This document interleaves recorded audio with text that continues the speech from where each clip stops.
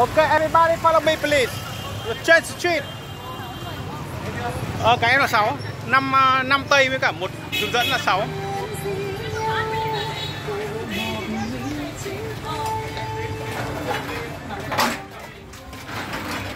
Bà Quyên ơi, em tới ngay rồi.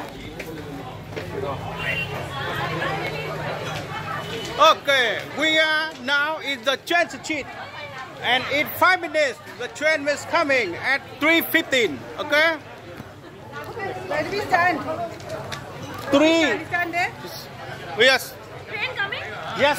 At 3:15. 3:50. But mean 6 minutes more. अच्छा, सब लोग आओ. Baby come. Ok.